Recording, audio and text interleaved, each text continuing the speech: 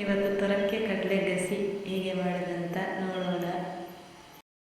ಅದಕ್ಕೆ ಬೇಕಾದಂಥ ಇಂಗ್ರೀಡಿಯೆಂಟ್ಸ್: ಬೆಳ್ಳುಳ್ಳಿ, ಕರಿಬೇವಿನ ಸೊಪ್ಪು, ಜೀರಿಗೆ, ಕೊತ್ತಂಬರಿ, ಕಾಳುಮೆಣಸು, ನೀರುಳ್ಳಿ, ಒಣಮೆಣಸು, ತೆಂಗಿನ ತುರಿ.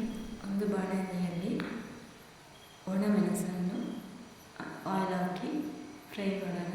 ಫಸ್ಟ್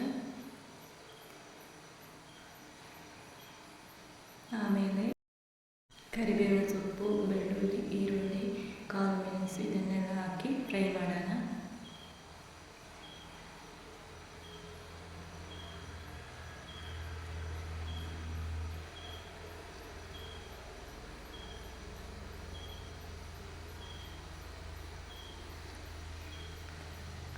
ಫ್ರೈ ಮಾಡಿದಾದಮೇಲೆ ಹುಣಸೆ ಹುಳಿ ಇದನ್ನೆಲ್ಲ ಹಾಕಿ ಗ್ರೈಂಡ್ ಮಾಡಬೇಕು.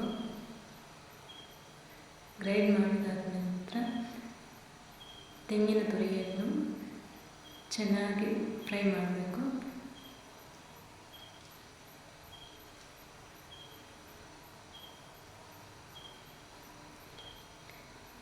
ಚೆನ್ನಾಗಿ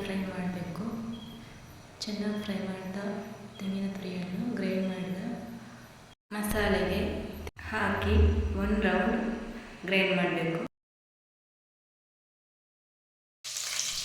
ಬಾಣಲೆಯಲ್ಲಿ ಈರುಳ್ಳಿ ಫ್ರೈ ಮಾಡಬೇಕು. ಮತ್ತು ಟರ್ಮರಿಕ್ ಪೌಡರ್ ಹಾಕಿ ಮಸಾಲೆಯನ್ನು ಹಾಕಬೇಕು. ಆಮೇಲೆ ಬೇಯಿಸಿದ ಕಡಲೆಯನ್ನು ಹಾಕಿ ಸ್ವಲ್ಪ ಮಿಕ್ಸ್ ಮಾಡಬೇಕು.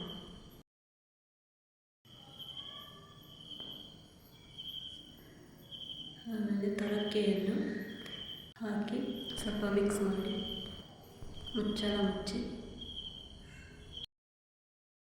ಬೇಯಲು ಬಿಡಬೇಕು. ಕುದಿ ನಂತರ